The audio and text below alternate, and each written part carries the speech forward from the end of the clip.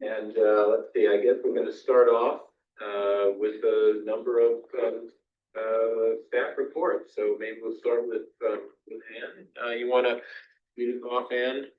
Absolutely. So Myra's going to pull up a presentation for me. It will be brief, but I'm really glad that this meeting coincides or happens when it does, because I can not only share a bit about the incoming class, but also about the recognition event that we had on Saturday celebrating the graduating scholars. So 1 second, Anne, let me share it. I'm going to share for perfect. Yes, I will hold off just a minute. See some of their beautiful faces there on the screen. That's a good looking group. Yeah. That a part of your criteria as well? Yes. Matt made the same comment. It's similar with the fellows this year. So here's some data. I don't know if you can hide the floating controls for us, Myra. I won't spend a lot of time on this because this is data that you saw in the email that I sent earlier, but I did want to note that the data that you see on the screen represents increases in all of these areas. So we have 2 more counties this year that weren't represented last year, Greenlee County and Mojave County. We have 5% more men. We're getting awfully close to 50-50, which is always exciting for us. We went from 50% minority race and ethnicity to 80%. This stat is always a little bit tough because I've shared with you all before in reports that because so many of our students identify with multiple race and ethnicities, that giving you really, clean data on the number that identify as white or Black or Hispanic can be, I'm happy to share the breakout in data with you, but that's also an increase. And we went from having 2 brand new schools last year celebrating their first Flinn Scholar to 6, which is just incredible. We were also pleased to see that all 3 universities were able to recruit scholars this year. So those are some fun stats. When was the last time NAU had the Flinn Scholar? So actually, they have done really well for the last 6 years. Last year, they didn't get any. So they've had typically 1. Their best year was actually in 2021 when they got 3 Flinn Scholars. It was also the same year that U of A got 3 Flinn Scholars. So that was their best year, was 2021. But they've typically had 1 this year having 2. It's a lot to celebrate, I think, for NAU. The Dean of the Honors College was very pleased, and he sent a note to President Cruz Rivera noting the accomplishment. So yeah, it's a good year for NAU. Can I just ask a quick question on diversity? So when you say 80% minority and you noted that there are a lot of mixed race students, so what is the criteria for defining minority? Is it 50% or more, or what? How are you defining that? So basically anyone who doesn't, so we have 20% of this class that say white only. Okay. That's, we have 4 scholars who only say white is their race and ethnicity. 10 of our scholars list white as one of their race and ethnicity. 9 of our scholars list Hispanic, Latinx as one of their race and ethnicity. So it's, the breakdown can. So while I don't have time to talk through all of the 20 scholars, I did want to note, I shared in my presentation about selection that one of the students who got offered the scholarship was from Morenci High School, and this represents 2 firsts. So not only is it the first scholar from Morenci High School, it's also the first Flinn Scholar to be selected after first having a Flinn-Brown Fellow as a parent. So her mother is the mayor of Clifton, so it's a fun, exciting first for us. She has a really inspiring story, growing up in a town where mining is really, I think, the only option that a lot of school kids see in their future. She has just really big ambitions, and I think will be a really wonderful addition to this year's cohort. So it's also special because Anne put special emphasis to go out there and market this year. I have been to Morenci. It is a part of Arizona that is unlike any other part of Arizona I've ever been to. A very small mining town that is owned by the mine. I mean, the housing is owned by the mine. The school is owned by the mine. There's a reason that kids grow up in this school thinking that mining is the only career option they have. So really inspiring. Yeah, and truly thanks to Dawn connecting me with fellows in that area, not Laura in particular, but another fellow in Graham County who helped make connections for me and when I did that trip. So yeah. A couple of other students that I'll highlight for the 5th year in a row. We've had students that we've selected also get selected by U of A's Accelerated Pathways to Medical Education Program, APME. Which is exciting. And this year, 2 of our graduating seniors are a part of the very first cohort of APME students. So that was really fun to celebrate this weekend. These 2 students are 2 of 6 of this year's graduating class that are bound for medical school. I mean, they are currently in medical school. This is their 4th year. But if we count one of our 8 who's going directly into the workforce, she's a student who completed her bachelor's in nursing, that would mean that 40% of the graduating seniors are headed into the medical profession. So you might not be surprised to know that this was a cohort that Dr. Ryman helped select. 21.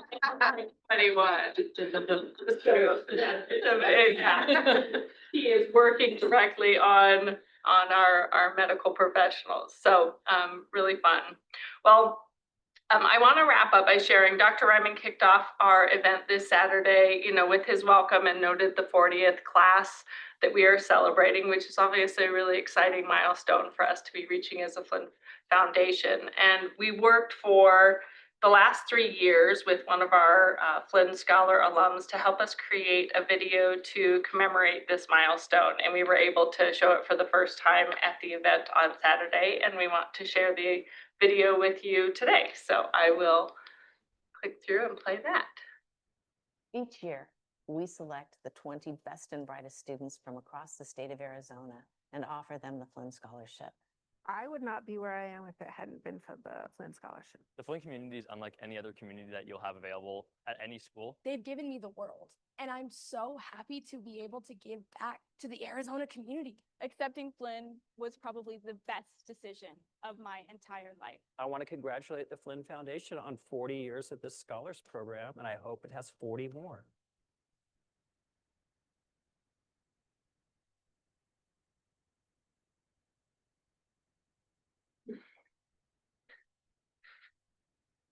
Hello, my name is Ann Lassen, and I oversee the Flinn Scholars Program here at the Flinn Foundation. For 40 years, we've been recognizing Arizona's most accomplished and promising high school students with full ride scholarships to attend one of Arizona's public universities. Those students have gone on to do incredible things with their lives. The Flinn Scholarship is a merit-based scholarship and the most prestigious scholarship that's offered in the state of Arizona. There are no checkboxes. Every Flinn Scholar is completely different because we all bring our unique talents, unique passions. It's a community in so many different ways where we have this common interest in making Arizona a better place. And I think that starts with a fantastic education in state. Over the last 40 years, the Flinn Scholars Program has had an enormous and positive impact on all 3 of our amazing institutions here in the state of Arizona. The Flinn Scholars that have already come through the program are already right out there shaping the future, making a difference in our state and in our world. The Flinn Scholars are chosen in part because they're creative, they're problem solvers, they're committed to building community. And I see them having a very positive effect going forward because of those qualities. It has afforded us the ability to attract and retain some of the top students in the country who are here in Arizona to stay and attend our 3 universities. Today, we are in Jennifer Barton's Tissue Optics Lab.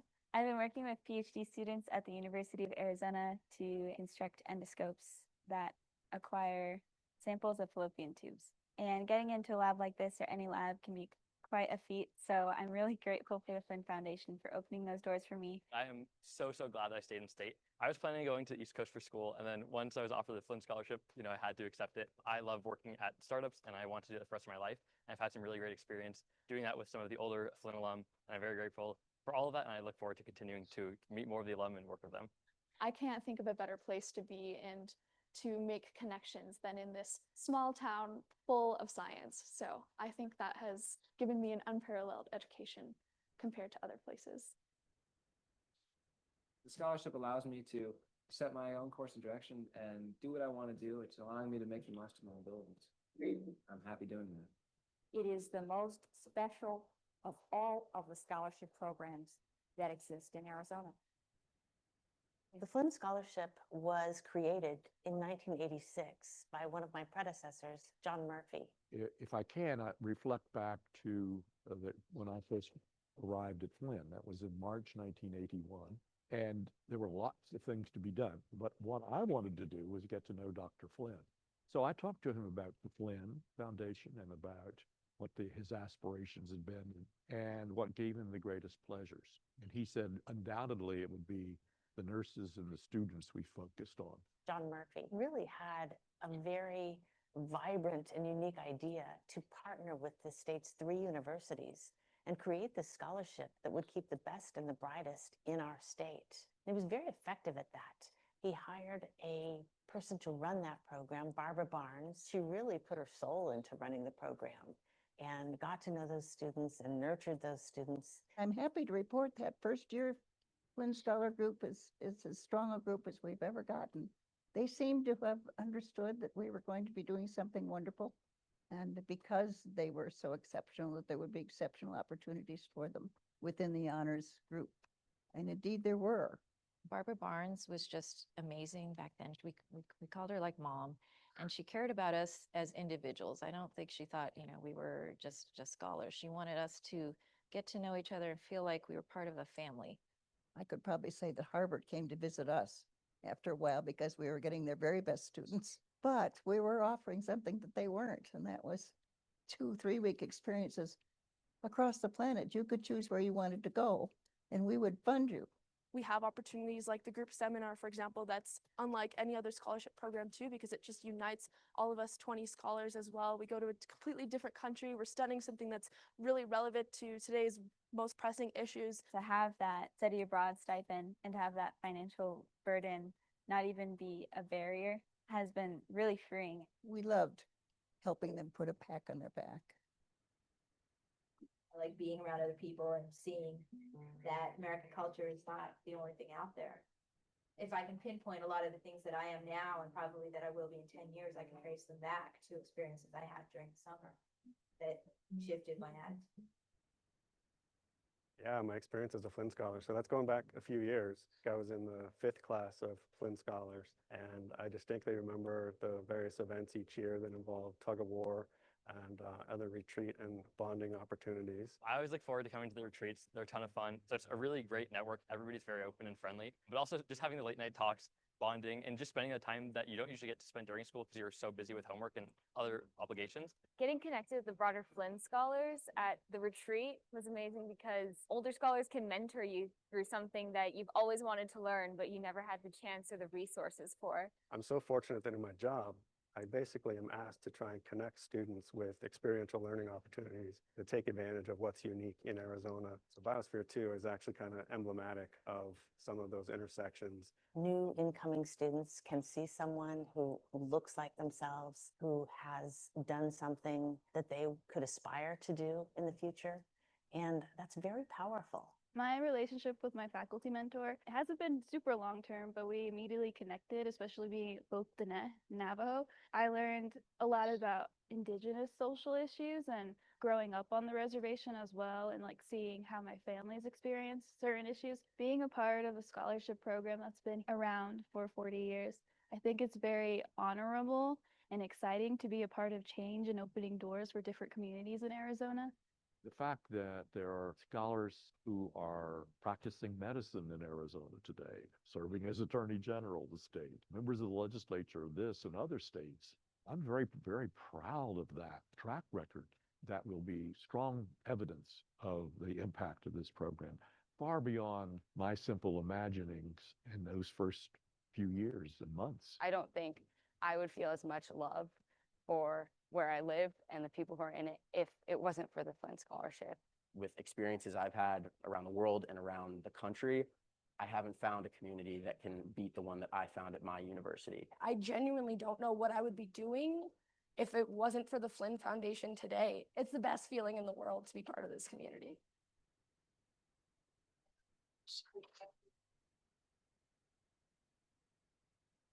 It's been a joy of a job. I'm so delighted that somebody is going to have a chance to see what went on for 40 years. And I'm awfully pleased to be able to talk about it.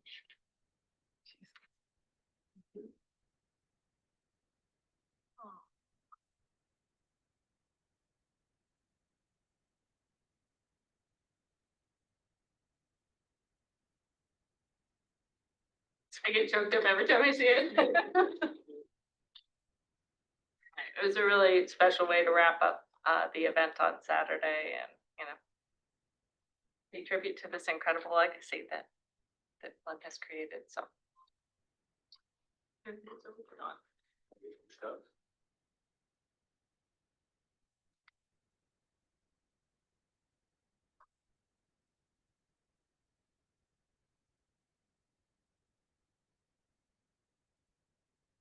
You share dots now. What, sorry? Wasn't that the last slide? It was, but now sharing dots. Oh.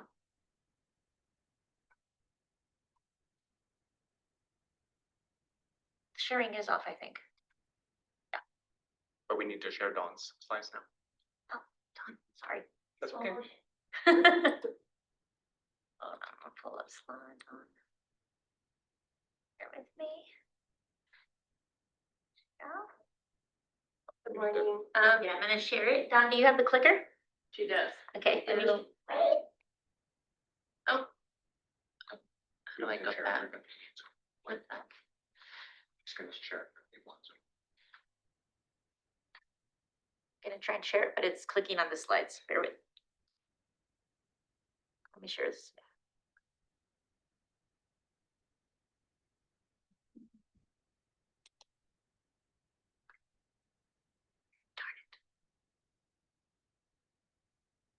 Well, I'm glad you're doing this and not me. I have my phone motion today, folks. Bear with me 1 second here.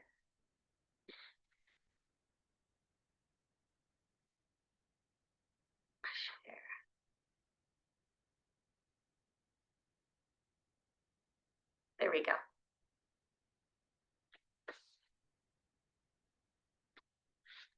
Okay. Well, good morning. I'm really excited to talk about the 2025 Flinn-Brown Fellows. Before I get into this, I wanted to thank Rose for being a part of the selection committee. I hope you had a good pleasure. Oh, very good. I hope you had a good time. We have 30 Flinn-Brown Fellows this year. They're a nice looking bunch too from all over. All over Arizona. And before I get into the demographics of this particular cohort, I wanted to share that we had 125 applications that resulted in 30 spots. That's not as quite as high as the first year I was here, which was 2020. But I think that when everyone was sitting at home, they had nothing to do. And I think that data was a bit skewed. But we've had a 30% increase in our applications since 2023. So it's a good number to choose from. And we had over 10 counties represented. Historically, we've always had more women than men, and I don't quite know what to do about that other than maybe go to the Cardinals game or something and flash a Flinn-Brown. But and that was a little sexist because women like football too, but you guys know what I mean. Which one do I? Maybe click on the slide. Okay, there we go. Ann and I coordinated the presentation of our demographics so that you could have a bit of a comparison. Our 30 fellows represent 9 counties. For the first time since I've been here, we've had more fellows from outside of Maricopa than, and it's just by 1, but when we're trying to get statewide representation, we've kind of given ourselves a marker of 50% Maricopa, 50% outside. But as you can see, I've got 5 other levers that I have to work with when I curate. I have to make sure we have appropriate representation, women and men. As you can see, we have more women than men, and there was just nothing I could do about that. That was a numbers game, but we have some incredible folks who are, part of the cohort. We have 47% of our cohort that represents some race or ethnicity other than non-white. That's actually up from 37% last year. So we've really been trying very hard to go into communities where people don't know about us. While I'm managing geography, gender, and race and ethnicity, I also have to manage the political lever, which quite frankly works in opposition to a couple of the other levers, right? When you're from rural Arizona, you're more likely to be conservative. When you are Hispanic or African American, you tend to be Democrat. So we try to create some balance. This year, we weren't exactly a third, but quite frankly, our applicant pool wasn't a third. We had way more women, we had way more Democrats. We also try to create some generational representation. Again, you don't want to sit in a room with people who are at your stage of life because there's no diversity in that. So we try to get folks who are on the younger end and a little bit on the older end. And then in industry, again, we are trying to manage the public sector, the private sector, the nonprofit sector. I'm really excited because my first year here, Dr. Golan challenged me to get more private sector fellows. And we are at 16%, which we used to be at like 3 or 4. And we have a lot of folks who are self-employed, so entrepreneurs. We do have 6 elected officials. We have the mayor of Winslow, the mayor of Douglas. We have a school board member. We have a community college governing board member, and we have a councilwoman from Flagstaff. So you can see, trying to curate a class, and that, and Dr. Caselli, is a little challenging, making sure we have all of the demographics.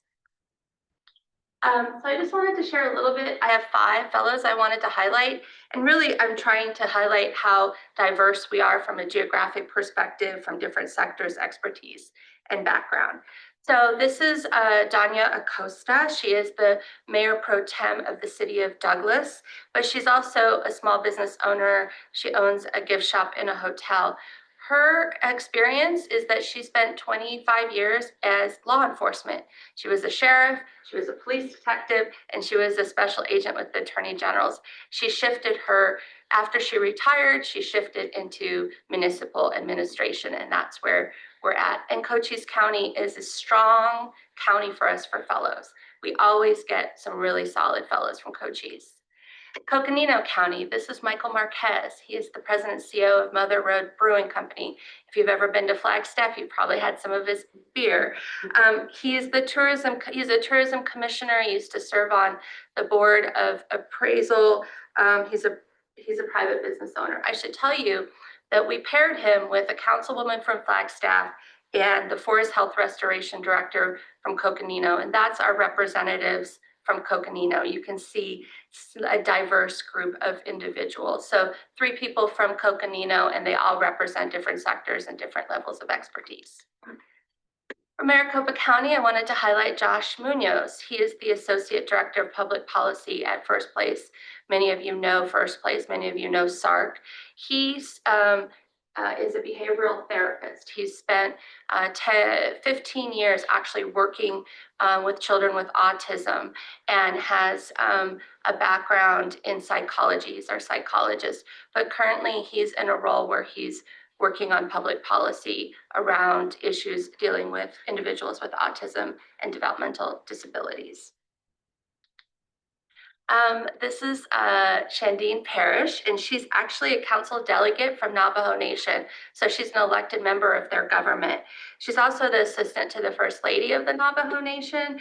And she has some experience working at the state level. She worked at the Senate and the Treasurer's Office. And she's our very first pageant winner. She's Miss Navajo Nation and Miss Indian Arizona. And so she's absolutely lovely. She is a wonderful addition to our network.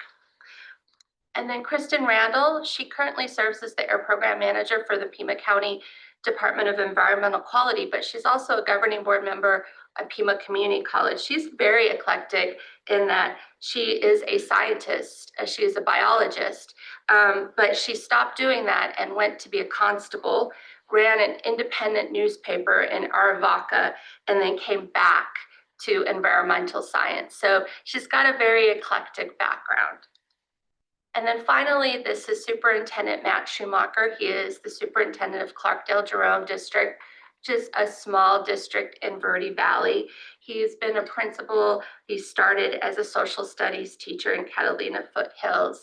And Verde Valley is a very interesting place for us because they're very cohesive in Verde Valley, and they make sure they get one person in every cohort. So they work together to choose who that is.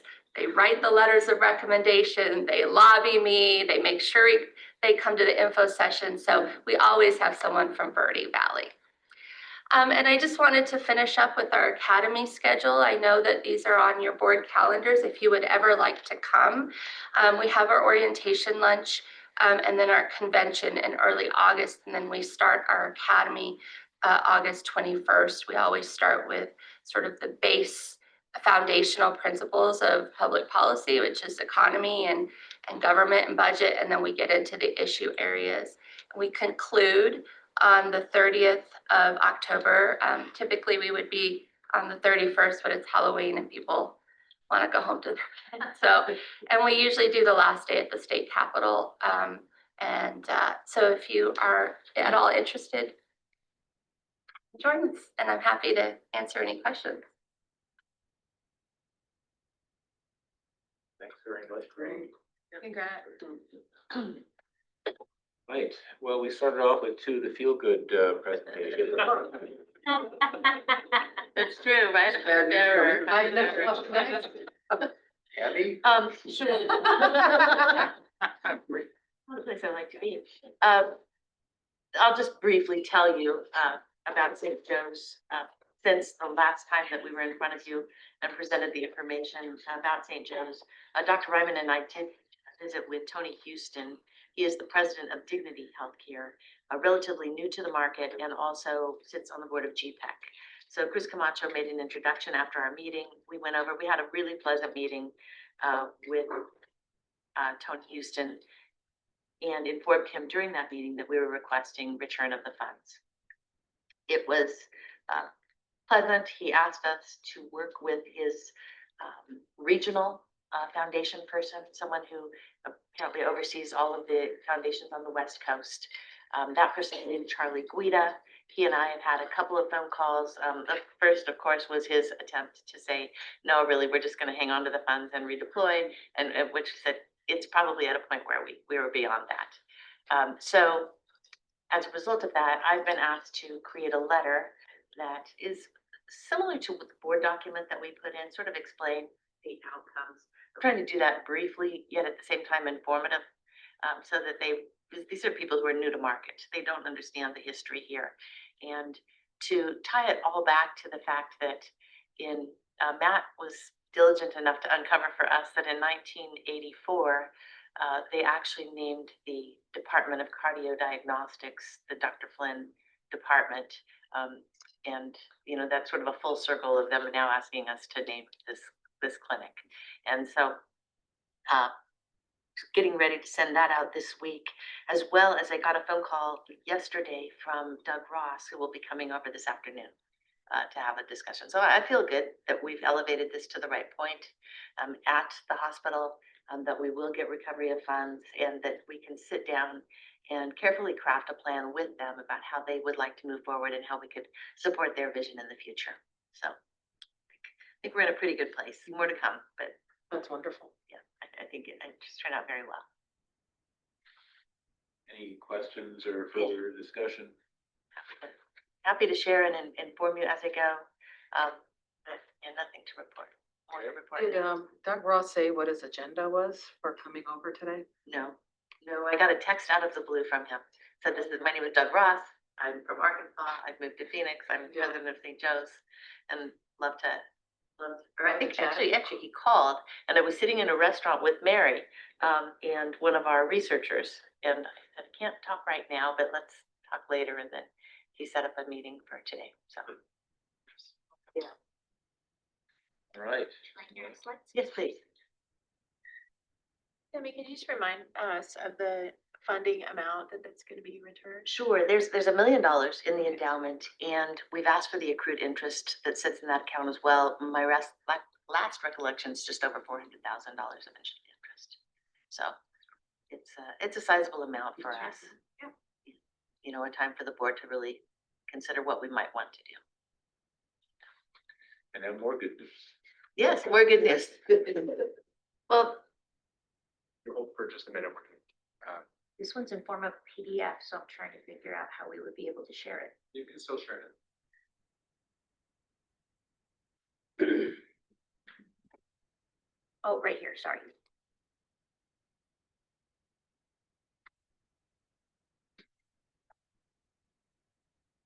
Great. One of the things that we had a discussion at our last meeting that was not uplifting, that we talked about, you know, federally what was occurring and what some of the outcomes might be.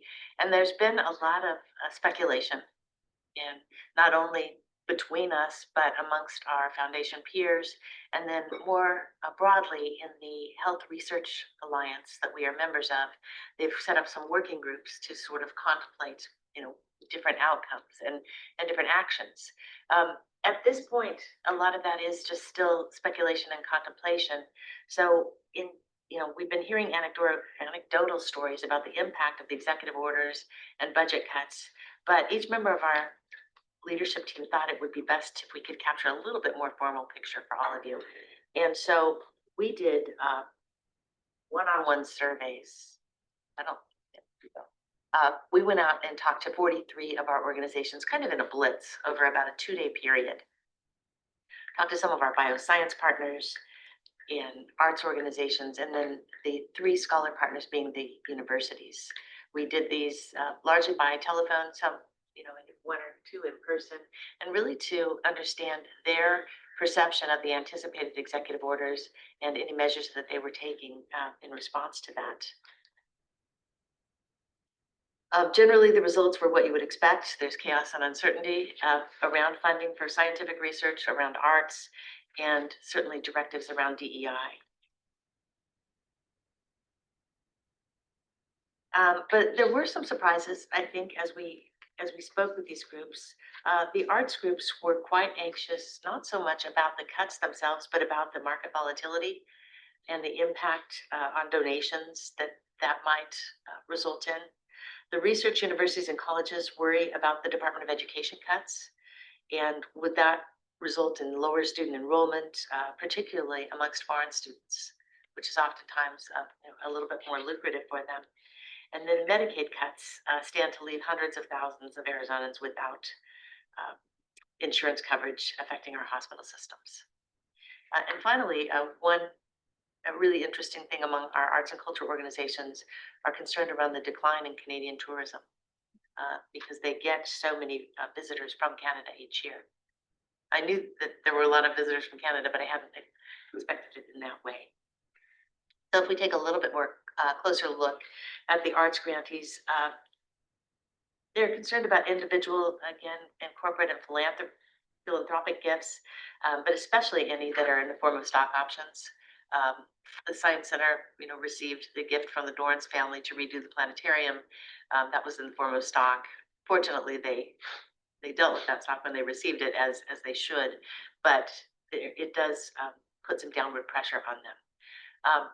this was an interesting exercise for me personally, and I think for all of us, in understanding how some of these funds flow through to our grantees.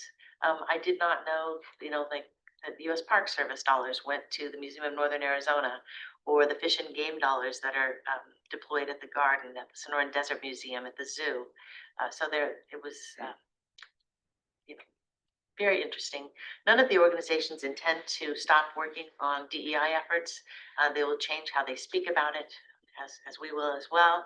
Unclear if what the role of philanthropy will be, but they're not expecting the state or local government to fill any of the gaps.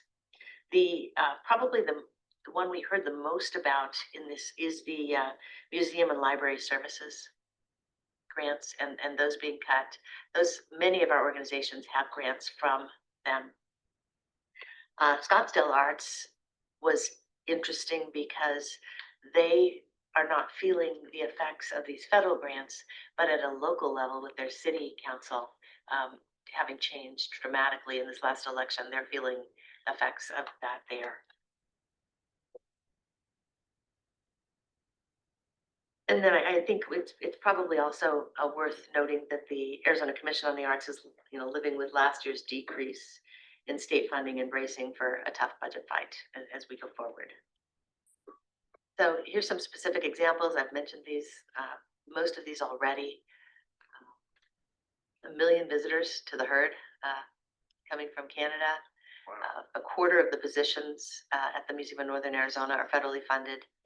And then again, some of these, I thought the Tucson Symphony's reply was thoughtful and also informative. They're very concerned about the cuts to the Department of Education, and because that affects the student field trips, which are a large percentage of the work that they do. And they find themselves now in a position to debate whether or not they should go out and fundraise on behalf of the schools so that the students can, while they're fundraising, for themselves. Who's at risk? Almost anybody that works in our research labs, from the support staff to the early career scientists. We have seen references to a brain drain, not just in Arizona, but across the country as other countries are reaching out to recruit talented scientists and researchers.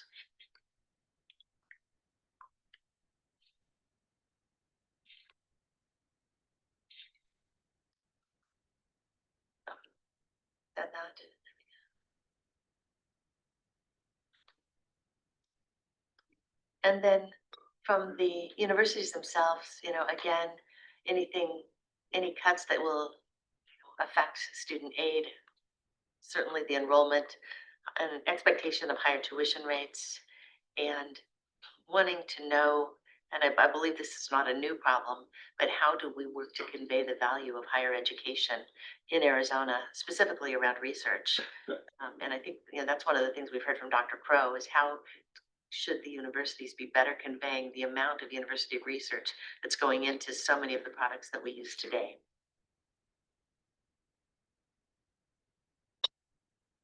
Well, anyway, to a person, they all really appreciated the outreach from the foundation, that we were there to hear how they're getting along in this period. And I guess I should say this also did not include any breaking news that we heard last week about elimination of the NEA, NEH, IMLS, all of those organizations. So more to come. I do believe the Arizona Commission on the Arts operating budget is entirely funded by the NEA. So sit tight and we will get more information. We don't really have a recommendation for action at this point, but we're going to continue to monitor this and try to stay close to the partners and grantees so that we understand their perspective on this.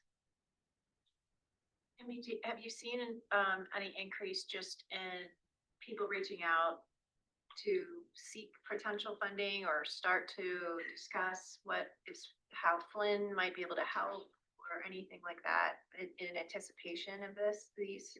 I really haven't. I've heard two quips, if you will, just offhand comments. One from the president of the University of Arizona.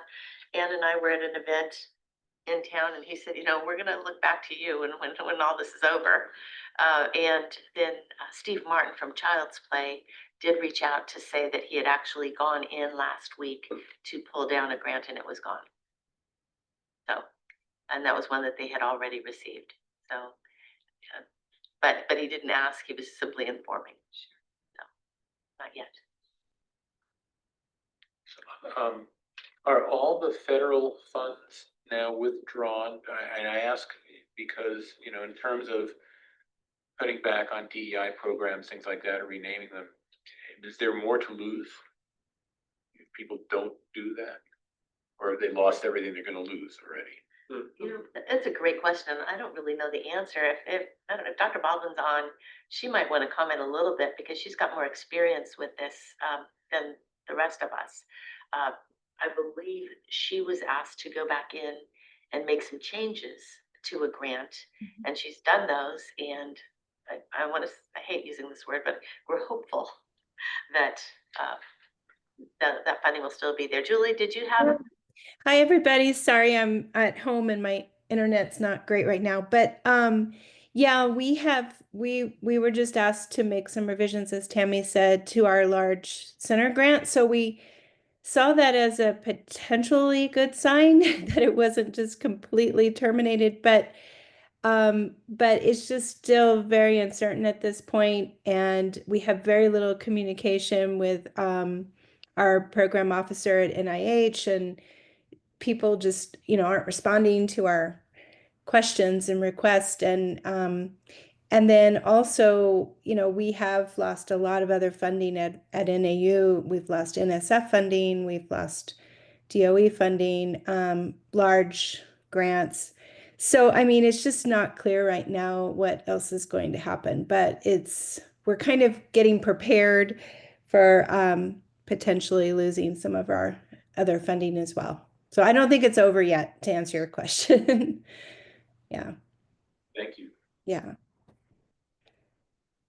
Any further discussion, questions? Not, Matt? Turn it over to you. Sure.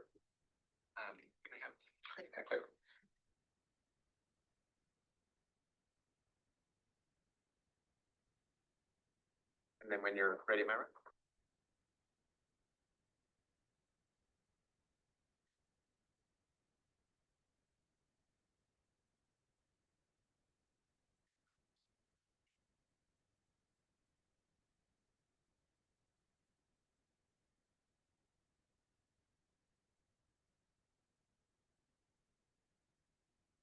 Sorry about that. Okay.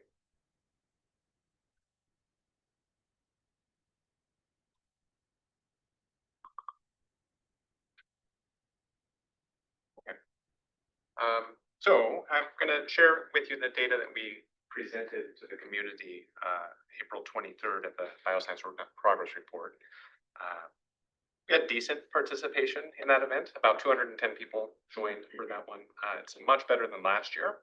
So I'm glad that we did the metrics one more time, but significantly lower than in 2021 and 2022, when I think people didn't have Zoom fatigue quite yet. So the first thing that we presented, can you click on it one time for me? Was jobs in Arizona. You've seen this slide, some of you, 20 years or so. And our most recent information is for 2023. Among non-hospital jobs, Arizona is really quite balanced between those three subsectors that you see. Pharma is small, but it's been growing faster than the others. Just a couple of years ago, that would have been 8% rather than 12%. This is the one that we show a lot. Bioscience jobs in Arizona compared to bioscience in the United States. The chart actually is not the greatest because we're off that chart. It's up 96% since 2002, compared to a little more than 35% for the nation. In Arizona's private sector, we see that the bottom line is the total private sector in Arizona, and you can really tell where the Great Recession is, and you can tell where COVID is. But if you look at the bioscience numbers, those two lines up above, you don't see any evidence of those economic disruptions. The one other thing that I would point out on this slide you see that sharp rise in non-hospital biosciences in around 2018. That's kind of an artifact. That's when there was some redefinition of jobs into the category of bioscience distribution. Those jobs were always there. They are bioscience jobs, but we started counting them at that time. So that's why you see the sharp rise at that point. Matt, what would be an example of that kind of a job? These are the hardest ones for us to just, I'm looking right at Mary, like cold storage distribution of drugs is one example. Some of those are actually sales jobs for pharmaceuticals. Actually have sales offices here, so they would be counted. Yeah. The Castle would be counted. Your Langham Logistics would be counted. Yep. So those types of jobs. Yeah. This one is always an interesting glance at the regional differences in Arizona. You see that all three of our regions have been growing quickly. Each one of them has grown more than 3 times as fast as the private sector. But there are these underlying economic conditions in Arizona, and you can certainly tell that Phoenix is kind of on a tear. This is the wonkiest, most techonomy slide that there is in this set. It took a lot of time to try to understand this. Yeah. Location quotient is really the concentration of jobs relative to the nation. So 1.0 is what the nation as a whole looks like. And so you see a few different things in here. Highly concentrated, specialized, that's those black dots. And you see Flagstaff and Tucson are specialized in both medical devices and hospitals. And because of that concentration, especially in medical devices, you see that for the total biosciences, Flagstaff is specialized as well. So, but it's really because of Gore being there is the main thing. What I didn't understand is when you look at hospitals and it's Flagstaff and Tucson, but not Phoenix, Mesa, Chandler, and I didn't understand that. I think what that's saying is that as much growth as there has been in hospitals in the Phoenix area, we are still underweight relative to the nation. Based on population? Population that we have, yeah. So another 500 beds, another 1,000 beds, and we're going in the right direction. I see. So it's partly what that's saying is Phoenix is really that big. So this is actually saying that we need more beds. Yes, that's exactly right. That would be an interesting statistic to know. I mean, I know that we are all often getting these alerts that there are no beds, there are people piling up in the emergency room, waiting for, do your early discharges. How that would compare in Maricopa County as opposed to, Tucson.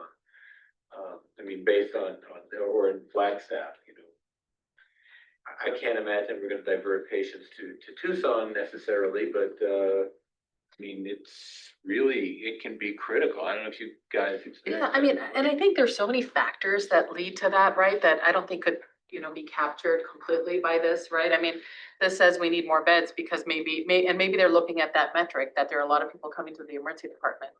But I guess, you go one step back and you say, well, why are people coming to the emergency department? Because there's not enough access to care with primary care and specialists. And so, they get sicker and they come to the emergency department or because they don't have health insurance to go to a primary care physician. And so they wait, what I'm saying? So there's so much like to go back and say, well, if you were to fix this problem, then would you fix this problem?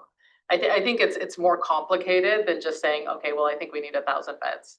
You know what I mean? I think it really does have a population indicator though, because I mean, the converse side, what we hear oftentimes is, and this isn't a great piece of research to do in Tucson because there's not enough patients.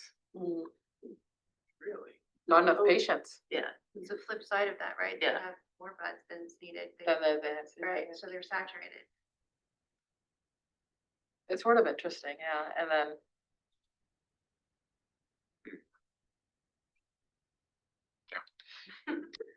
This became a very complicated conversation. And you may know that in Diligent, there's even another slide that has bubbles, Right. 3 dimensions. Well, it is nonetheless, I think, a very, very practical, in-your-face issue. Yes. You know, when your hospital's full and you have no beds and there are people waiting for a bed, that hurts. And that is a constant state of affairs, you know, certainly during the winter months and at this point, I mean, even during the summer months. And I think as a relevant metric for, you know, patient-facing bioscience, you know, in Arizona, that would be a good statistic to have in terms of the different cities, in my humble opinion. And just one of it, go ahead. Sorry, I just want to make sure we're talking about the same thing, because as I read that the definition of LQ on the screen, it says the concentration of an industry employment in a region. So yes, we're saying beds, but what we really mean are jobs in this instance. Right. So jobs, and so that comes back to, well, is it beds or is it staffed beds? Yeah. Which is always the But problem it's at our also the hospitals. percentage of people that are in a region that are working in healthcare, right? So Right, is it because, Maricopa is so large, we have so many different industries here, whereas Tucson's a lot smaller and healthcare seems to be one of their largest industries. That only makes sense, right? Like, I feel like we're talking about two separate things in what we're in our conversation right now. Yeah, I think that's true, right. I wasn't talking about jobs, I was talking about, Yeah, you know, right. hospital capacity. Right. Yeah, and actually, maybe just one point too is I think in the definition of our work in the hospital, it's not staffing, it's more research. It's the research. so it's not clinical? It's not clinical. So then it's not beds. So that it's not. In this definition, it is. Oh, okay, sorry, But my we- apologies. Yeah. But we've been having that exact conversation with SRI about how to describe hospitals in the next, Oh, how yeah, to, okay. how to right. describe the metrics that we're tracking in the next iteration of the program. But, So that is our clinics, physicians, everything else in healthcare that's outside of hospitals, outside of the survey that SRI does. this is still techonomy, but yes. Economy, yeah, sorry. But yes, so, So they bucket into hospitals, but leave out all the rest of the. the pediatrician down the street and, Yeah, yes, all that stuff, exactly. Interesting. I mean, that does impact quality of life. Yeah, it is a quality of life issue, right? Yeah. Because some of these things are, I was gonna say, quality of life, hospitals do that, the other stuff does, but you can buy pharmaceuticals from somewhere else and import them, blah, blah, blah. The hospitals are a local, clinics are local. It's not the same thing, right? Yeah. I mean, this is important for, and we're interested in this, and that's great. I think the, you know, there's a quality of life aspect, and it has to do with, you know, can you get in to see your doctor? You know, are you stuck going to the emergency room because you can't get in to see your doctor?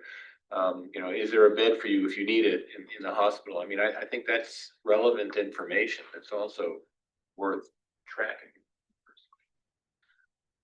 For example, you know, I mean, at Osborne, we have 59 ICU beds. We almost never have a census greater than 30 or 35, just because we don't have staffed beds. So, I mean, you know, when we talk about beds, you know, you potentially could have the physical bed. Do you have the staffing, Yeah, true. respiratory therapists, you know, nurses, CNAs? Like, do you have that to be able to take care of patients? Well, it's kind of like education, you know, if we want to attract the best and the brightest to Arizona, you want to have quality education, you want to have quality healthcare, you know, I mean, that's another one of the, you know, basics. Right? You're right, it's the wonkiest slide. We've proven that. So I'm going to skip past a few slides. I'm gonna stop. It's fine, it's fine. So you, I think you threw up there the numbers. You have the private sector and then you have a percentage growth. It can be very helpful for us, but also it could be misleading because it's a base, right? If you go from 4 to 8, it's 100% growth. Right? So the private sector, it just was like underneath all this stuff, the private sector, we tout that the biosciences is doing better than the other private sector, but the private sector is a huge base. True. So I was like really trying to get down to like, what is the truth behind all this? I mean, it's going from, you know, I don't want to say that 40,000 people isn't a lot of people, but it doesn't feel like a lot of people in a state of millions of people, right? The private sector probably employs how many people in this state? 2.something million. Yeah. So That's why they use a location quotient. For that very reason. You're right, it's a small industry. It's the one that we're concentrating on. But surprising, we were looking at some of these numbers from the state of Arizona compared to other industries. Bioscience is bigger than you might think, like construction altogether is about 80,000. That's all. Yeah. So it's interesting to see where the real jobs are. There's a lot of people working in restaurants, for example, a lot of people in retail. Yeah. I mean, I mean, maybe I'm incorrect in this, but I think the GSP for the biosciences is like, it's now contributing 10%. Yeah, it's just one sector. Yeah. So even for this small number, having an impact on the average wage across the state.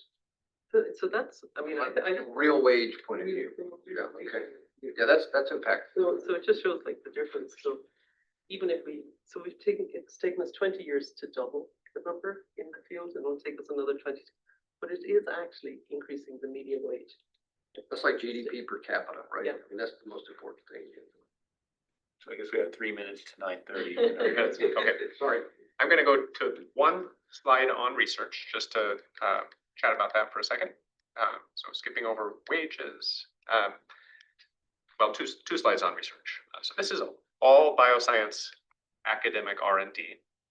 And our universities really need to be commended for what they've been doing. And 2023 was just an incredible year.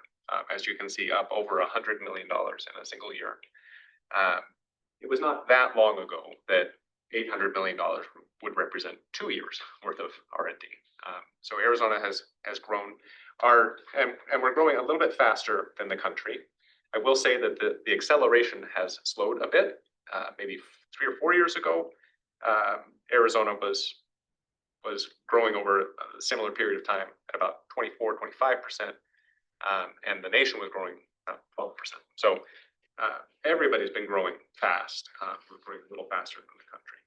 And then this one I think is just really eye-opening. It's in Diligent as well, but you see really I think 3 things here. U of A is a huge bioscience research operation, and as you see on the right, ASU is growing really fast. And I also want to point out that for 2023, NAU's research expenditures in bioscience are almost $50 million, which means that NAU is doing more research than 700 colleges and universities around the country. So we have 3 very big research universities here, and you can see why NAU received that R1 designation this past year. So that takes us to 9:29. Our presenter is not quite here, so I will go just a little bit further to tech transfer. And kind of a mixed bag here, but this is something that we do pay attention to regularly. The little squiggles are kind of useful in the sense that they show a trend line more than just a single year. So up and down in a variety of areas, we see patents doing pretty well, both for applications filed and in the last few years. I don't personally know what to make of declines in the licenses and options executed, for example. And then the startups have been kind of inconsistent. We had a really nice burst in 2020 and 2021, then a decline, and we're hoping Mary's working real hard on another upswing in the next couple of years. So I'm going to stop there. We've got materials from the rest of these slides are in Diligent. Happy to talk about those. And then the one other infomercial I'll give for June, Roland, who we saw last June at the retreat, who talked about the SRI project at the front end, will be back with us to review with you the new full draft of the bioscience roadmap. So that came into our inboxes yesterday. And so we are reviewing it internally as staff. We'll have probably a second draft of that ready for you to review prior to the retreat, and we'll be able to talk with Roland at that time. So I think we will take this one down and let in our guest.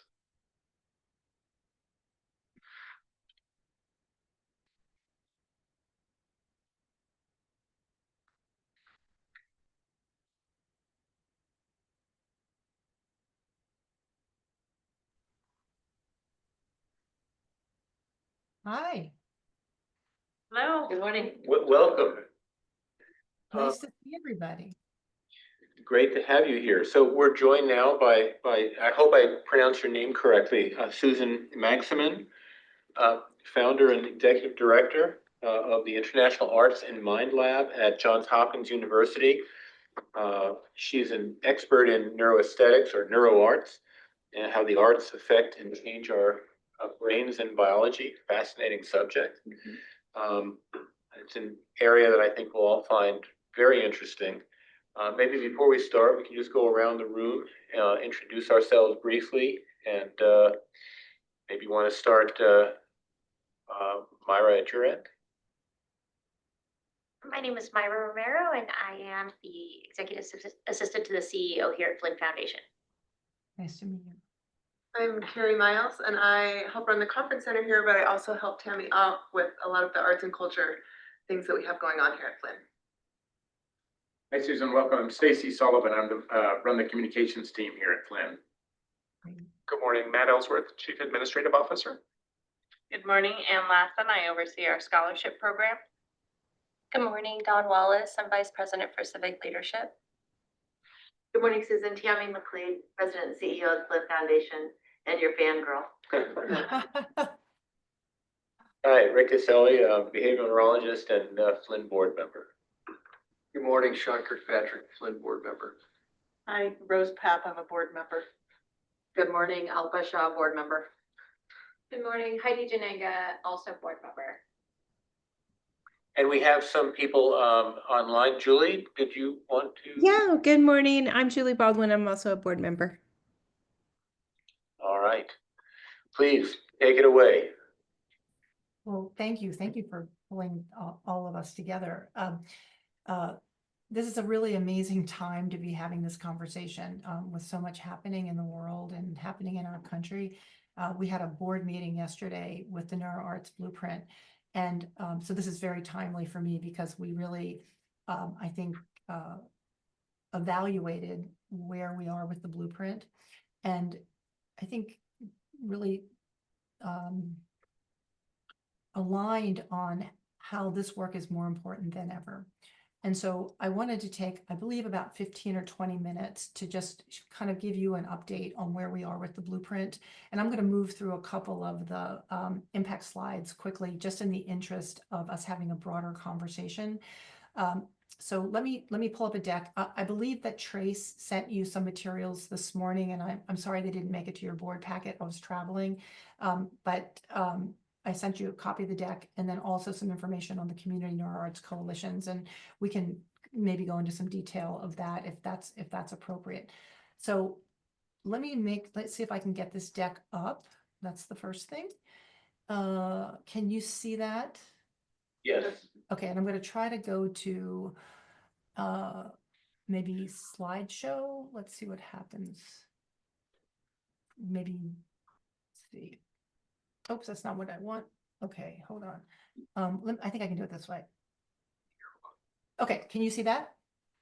Yes. Okay, great. All right, so I'm just going to move through. I'm going to be mindful of time here, right? 15-ish minutes. Does that sound right to you? Yes. Okay, great. So I know that we've met before and talked a little bit, but just to remind everyone that this work at the Blueprint is really a bold vision to make sure that the arts and aesthetic experiences become part of mainstream medicine, public health, public spaces, and learning. And it's work that Aspen Institute and my lab at Johns Hopkins, and now broader at Hopkins, really made a commitment to in 2020. And have really been working to deliver on that. And I'll go into some detail in a moment. Let's see if I can make this. There we go. So you mentioned briefly the definition of neuroarts and neuroaesthetics. And just a level set, neuroarts is rooted in the science of neuroaesthetics, which is how the arts and aesthetic experiences change our brains, our bodies, behavior. And what I think is really critically important about this is not only the basic science and the interdisciplinary work, but how this knowledge is translated into all of these ways that advance health and well-being, and that help us think about ways to do our work better through the lens of arts and aesthetic experiences. And so in many ways, this is really a marriage of arts, sciences, I'll add technology. And what I love about this work, as I reflect on it more and more, is that it's joyful and it's filled with wonder, and it's really about what makes us human. And I often say we're wired for the arts, and from a neurophysiological and evolutionary perspective. And I think more than ever, it is part of these solutions that we really need today. And to this point about being wired for the arts, I won't make this a science lesson this go round, but it is extraordinary how this sensory systems that bring in the world allow this ability to create neuroplasticity that really connects all of the different systems that are both neurological but physiological and emotional, to really make these kinds of experiences so helpful for so many areas of our lives.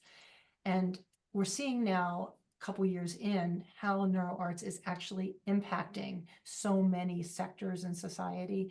And I'm going to just share a couple of these, but in many ways, it really is at the core of some of the change, the catalytic change, the systems change that's happening. And, you know, the need is great. These are just some of the examples of things that some of the work that NeuroArts has really been doing quite a bit of work in, but we've been doing a lot of work in neurodegeneration, also looking at dementia and looking at the role of the arts and the economic return and savings when you use the arts, looking at things like stroke, but then also looking at education sector, public health sector, and thinking much more deeply about even disaster relief and how, when there's so many issues that need addressing, how can you operationalize the arts in a meaningful way? And so I used to say we're on the verge of a cultural shift. I now believe that we are absolutely in that shift, and it's messy, but it is happening and it's accelerating. And so this notion of delivering potent, accessible, proven health and well-being solutions to billions of people, we are seeing that happen. And some of the work that we've been launching over the last month or so is starting to galvanize some of that, and super excited about it. So we know, and this is where I'm going to move fast through some of these slides to get to some of the specifics around the blueprint. But we know that in child development, there is a body of literature that is emerging, that is peer reviewed, that is really looking at, in this case, music, that has to do with building strong cognitive skills, but also in the relationship between mothers and children and postpartum depression. We know that in dementia, we have another very large body of evidence that is also growing, that's looking at different types of dementia and the response through singing, dancing, listening to music, and some really beautiful work that's just been completed around some of the economic impacts around this work that's showing a 3-to-1 return on investment when we start to use just music as one potential intervention. PTSD and trauma, we're seeing creative therapies be very effective. We're now doing some work with the Department of Defense, looking at the way that these arts interventions are impacting the service members, but also their families.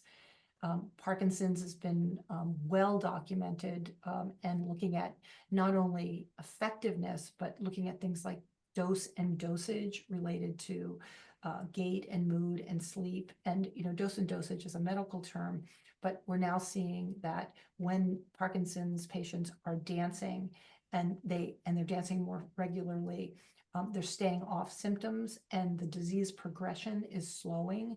And so in thinking about integrative and complementary health, there's a real opportunity to work together to really manage these kinds of neurodegenerative disorders. Music and anxiety, we're seeing great work there with autobiographical music, but also in terms of pain reduction. There's a lot of work happening on pain reduction through primarily music right now, but seeing quite a lot of work there. Looking at neurodivergent populations and learning, and the way that arts are changing the way we are able to build primarily prefrontal kinds of skill and capacity, and I will say muscle around these kinds of impulse and identity-related activities where learning is so important, especially when there are different learning differences. And then in neurodiversity, also using technology in a really different way. And then finally, you know, we don't all want to just survive. We want to thrive and we want to flourish. And we're seeing this integration of arts and science and technology coming together. So we're starting to see things show up that are immersive experiences. This is one called chromosonics, that are really beginning to show up in all kinds of facilities, whether they're libraries or community centers or healthcare, to really start to look at just 20 minutes of a kind of step back to change cortisol levels, to change blood pressure, to change heart rate. And so all this work is growing and growing, and in the last 5 years has grown dramatically. And I say all that to say that when we started working on the blueprint, that work was just emerging from the research to practice. And now we have what we really are thinking of as a framework. And the framework is built on the 5 recommendations that came out of the NeuroArts blueprint document.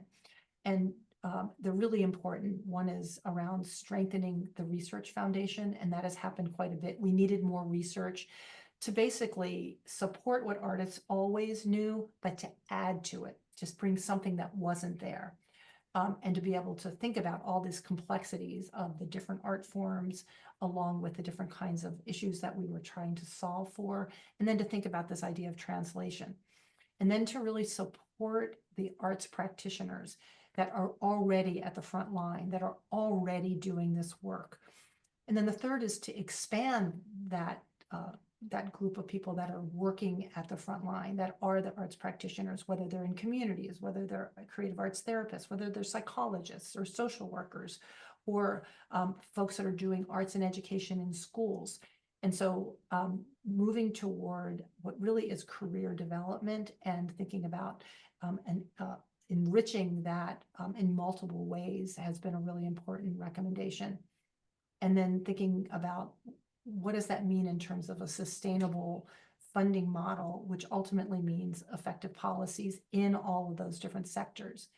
And then last, building capacity and leadership and communication strategies. And initially we thought about communications strategies related to the professionals, the people that were in the field, whether they are researchers or practitioners or artists or other advocates.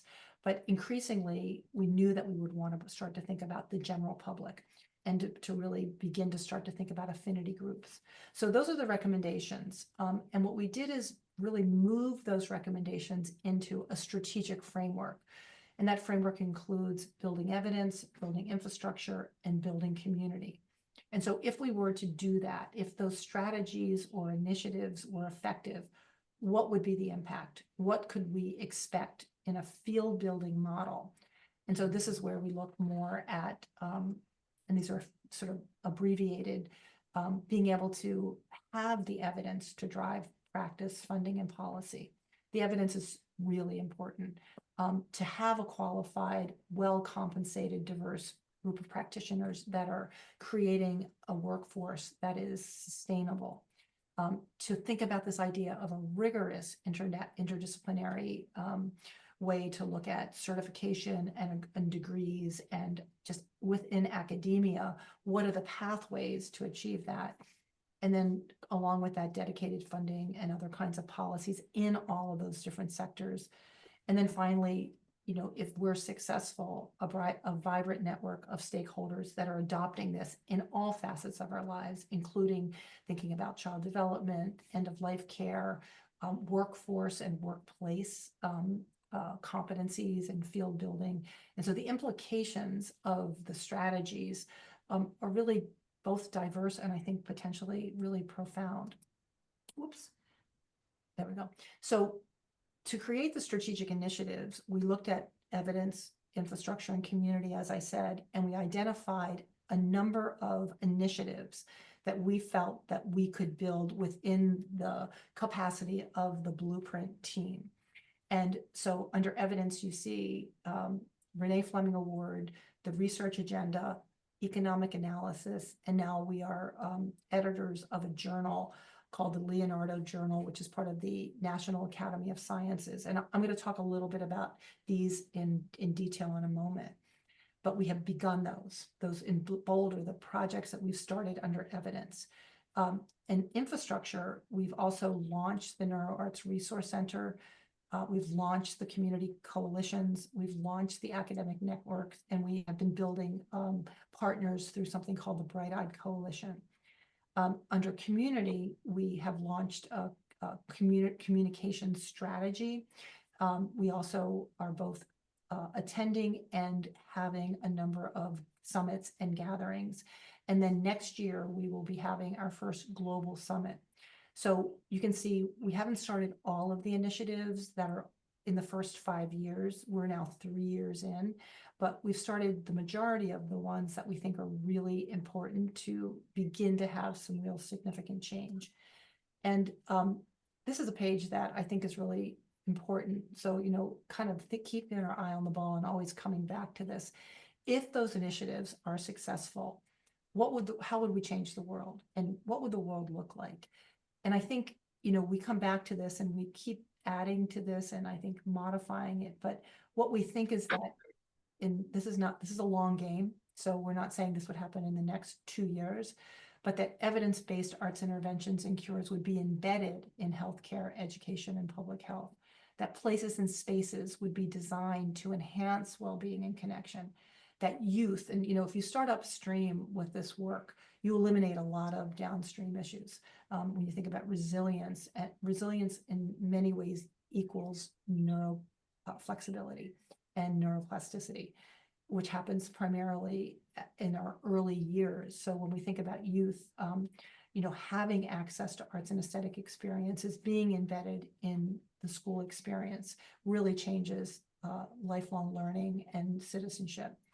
And then the last is that we would see this practiced in our daily lives, in our individual lives, just like we think about good literacy for sleep or nutrition or exercise. So this would be kind of another pillar that we begin to start to see this show up, not as something novel, but as something that's really important for us to do to be healthy. So I want to just talk very briefly about the accomplishments. So yesterday, we launched the NeuroArts Resource Center, and we're extremely excited about it. It has been a very successful launch. We have several thousands of people have already come to the site. We have almost 1,000 people signed up to be members. It's a free network. It's a free resource center, but it's a place to come to really build the field together. So I always talk about it as a virtual watering hole. The Renee Fleming Investigator Awards, we just announced about 3 weeks ago. The next 7 new awardees.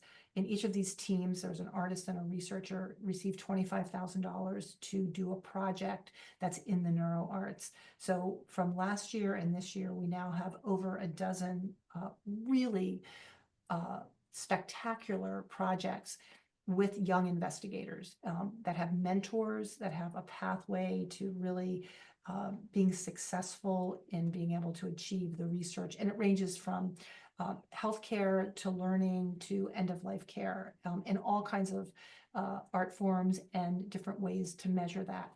The NeuroArts Community Coalition, which is where we began our conversation, we are about to announce the next 10. So we'll go from 3 to 13, and we'll be announcing that in July. And we're also building and these now will be both national and global Community NeuroArts Coalition partners. And along with that, we're building in a technical assistance program.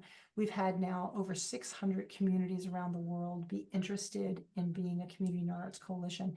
And I think have been able to evolve our thinking to how do we help communities become ready? And then how do we bring on the communities that are ready to become part of that learning community? We have commissioned now 3 economic analyses. The last one will be announced in the next several weeks by the end of May. And this is with AARP showing a phenomenal individual savings when you introduce music for Alzheimer's for quality of life. And what we're showing is that if just 30% of the individuals in our country had some form of music intervention, we would save, and this is 30%, over $5 billion a year in medical costs, which is extraordinary. And the numbers go to as much as $13 billion. And so we've been working with Deloitte and other economic analysis experts to really understand how this is not just something that works and that provides immediate support, but it also is really good for healthcare providers. So we're continuing, and along the way, what we've built is a model to be able to look at evidence from an economic lens as well as from a scientific lens. And we're also now kind of knee deep in building out more research. So we're working on a research agenda that is being curated by our scientific advisory board. And I mentioned the Academic Education Network. This is a group, this has been extraordinary. We invited 40 university partners from around the world who already have doing work in research, education, and practice in NeuroArts in some form, whether they're creative arts therapists, they're doing arts and public health, or they're doing something that's related to arts and learning. And we sent out 40 invitations and we got 40 yeses. I want to be a part of this. And so what's really important about this is if you're going to build that pipeline for research and for a really solid workforce to be using this in the communities, in the sectors that we know are interested in this work, you need to have the university partners really aligned. So in essence, we're building a global academic education network that brings those folks together to talk about what are the policies that have been important, where are the challenges, what do the curriculums look like? So we begin to start to build the capacity for students to be able to come through. And that can be professional development students, meaning people that are already in the field, but also for undergraduate and graduate level work.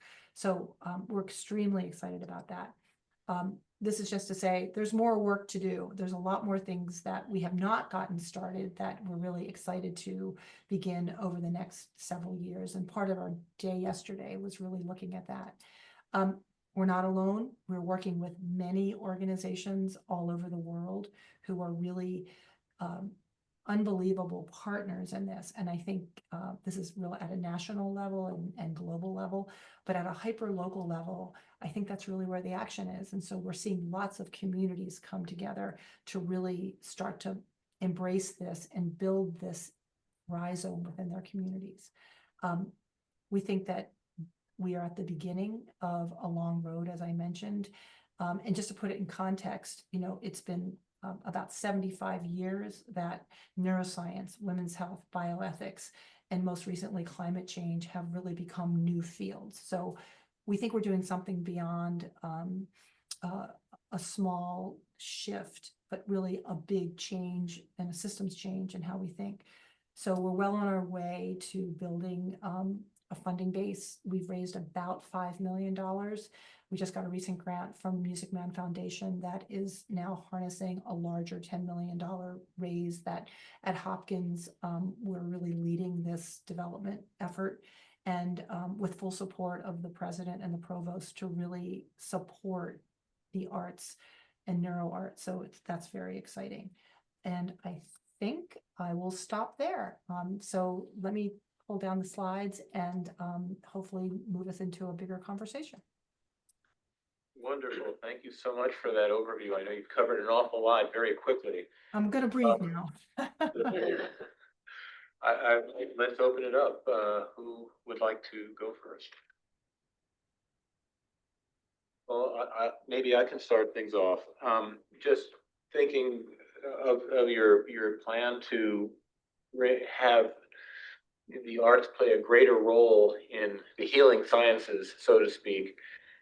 When I look at places like our institution or other institutions right now, when I look at the role arts are playing, it seems more of an environmental thing. You know, somebody playing piano in the lobby, the very nice paintings on the wall. It doesn't seem to be quite as much of an intervention, if you will. there is a department of integrative medicine which incorporates some non-traditional sorts of healing practices. I'm wondering how, if you could sort of paint for us how you would see your vision for art therapy, for want of a better expression, working in this environment. Would this be integrated into integrative medicine? Would it be a separate department? Please, what are your thoughts about that? Yeah, so, you know, with the community NeuroArts coalitions, and I think that, well, let me think about Flinn as a foundation and then the community that you're serving, because primarily you're serving your local community, correct? Oh, I'm sorry. You know, I'm talking about like a hospital. So like in my case, it'd be Mayo Clinic, for example. Or Oh, I see.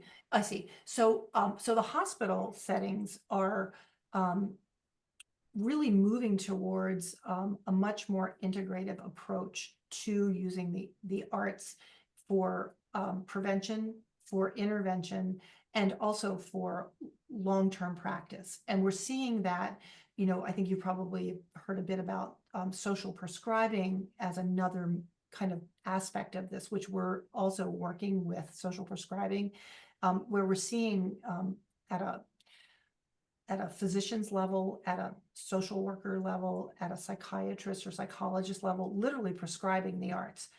And so we're seeing that happening. We're seeing healthcare professionals, GPs, neurologists, psychologists using the arts in their practices. So there is bedside medicine, which is what you're referring to. And I think there's also, I think of it as intentional spaces where maybe in a lobby there's music, or there's more use of the research around how spaces, like in a diagnostic setting or in a treatment room, some of the ways that the spaces are being designed are being thoughtfully and intentionally designed to make sure that they help to lower stress, they help to lower anxiety, they help to make a family feel more comfortable. But it isn't just, oh, it's blue on the wall. It's thinking about, well, what is the intention of the space and how do we start to think about that? And so we're seeing at the professional associations for physicians, for neurologists, for neuroscience, we're seeing a much more intentional use of the arts. Where the rubber meets the road ultimately is in healthcare payer models. And so there are some healthcare payers that are beginning to start to pay for creative arts therapies. There are some payer models that are using, I'll use example, anxiety as a diagnosis and using psychotherapy as the treatment because it's covered, but they're actually using creative arts therapies. So one of the things that I mentioned in terms of policy is now that we have evidence, which we didn't really have evidence aggregated 4 years ago, and we have enough evidence in some areas, not all areas, we're now starting conversations with healthcare providers. And so that's Medicaid, Medicare, but it's also private payers. So there's a couple of models right now, pilots that are happening with healthcare providers that are starting to see what is the impact of using the arts as therapies. And so when you start to see the healthcare payers pay for some of this, like they do with acupuncture now, or other kinds of integrative health, that's where I think you'll see even more shift in the healthcare hospital or the system themselves. But we're seeing, you know, I would say on the periphery, Alice Walton just opened a medical school that is 100% arts integrated, where it incorporates not just the healthcare system, but also the museums and the performing arts centers as part of the medical school training. And so we see other medical humanities work happening all over the world, but all over this country to start to do that. I don't think she's working with Mayo, but she is working with Cleveland Clinic on some of that work. So we see the positive direction within healthcare. And in public health, we're also seeing the arts being integrated into public health solutions in this country, but also around the world. So we are definitely seeing it being more than peripheral musician in the lobby. And I think that's just going to keep accelerating. Got it, got it. Just curious, just to follow up on one of the comments you made. So those payers who are actually reimbursing for some of the art-based therapies, what particular diseases or conditions is that happening for? Great question. So Parkinson's is one, because the literature is there. We're seeing it beginning to start for dementia. And we're also seeing it in mental health, primarily around depression, and anxiety. And that, I think those three areas are really good exemplars. The other thing that we are seeing for end-of-life care is some work that's, it's not the healthcare providers, but it's the facilities, like end-of-life care hospice providers that are using arts therapy. It's not a fee for service, but it's built into the fee structure. And so we're seeing that happen also. And so being able, but I think where we started with these neurodegeneration, right? Because we knew that there was the most research there. And then we moved into mental health because there's such a great need there.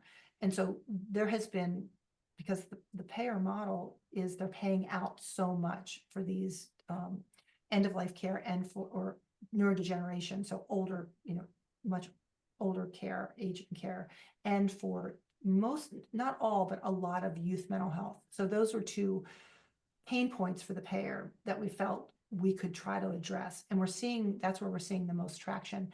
I think it's combined with the research and the economic modeling that I briefly mentioned, because the evidence has to really co-align to what their goals are. And so they're trying to lower their costs and lower their payout and hopefully have, good outcomes for their patients. So it's been, I think, a good way to partner with healthcare providers. Got it, got it. So I work at a different hospital system, but my background is pulmonary and critical care. And, so for a broader cohort, something that, we've years ago, there was a lot of sort of research around critically ill patients in ICUs that benefited from like music therapy. And we were talking about like mental health, but, being on a ventilator, there's a lot of anxiety, there's a lot of, depression, there's a lot of delirium. And you'd mentioned dementia, but more delirium in the ICU and kind of helping them getting off the ventilator, getting them out of the ICU. Is there a lot of work that you do in that space? I mean, I think it would really affect a very large cohort of individuals. If sort of, if you have research in that area. There is definitely research in that area. It would be pretty easy to do a kind of a rapid literature review to show you some of the work that's happening there. I mean, I think there's definitely anecdotal instances of that. Georgetown University and Hospital is doing a lot of work in ICUs. They're using music. They're also using dance in coming out of surgery, which is amazing. I know. I saw it happen. I was like, I've never seen anything like this in my life. It was amazing. They also have live musicians that come in. And in pulmonary care is another area where there's also some really good literature around adherence to medication through humming and singing and other exercises. I actually can send you a study that was just done on sort of looking at the uses of primarily singing for lowering anxiety, but also for adherence to medication use. That is, I think, really interesting.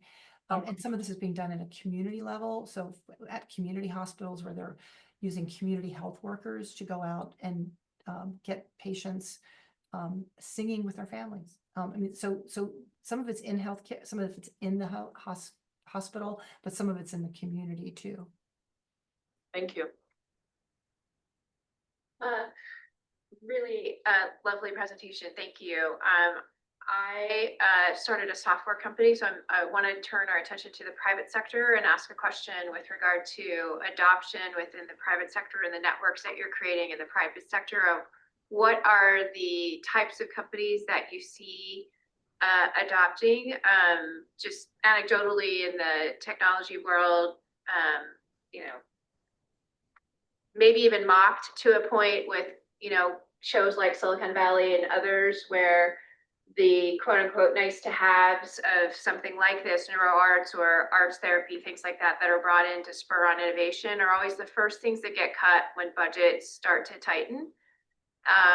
And so maybe you can talk, if you could talk about what are the industries that are truly embracing this as something that is and outcomes that they're sort of seeing, and why they would continue to embrace this even as maybe a budget would tighten. So, Ivy Ross, who is my co-author for Your Brain on Art, she's at Google. She runs the design program at Google. And so I've gotten a chance to kind of see that from an inside out technology perspective. Last month, she and I gave a talk at a group called Better Up. Do you know that group?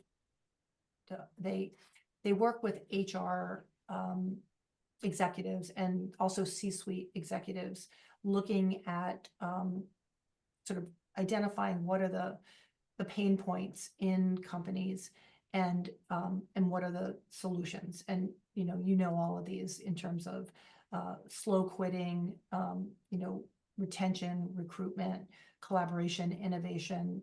There is a there's some great statistics that are coming out basically saying that, the next generation of the workforce is just not committed to traditional industries, and that they're really looking at, maybe making a living there, but not committed there, and really trying to understand how do you motivate the next generation workforce, and how do you keep the workforce that you have.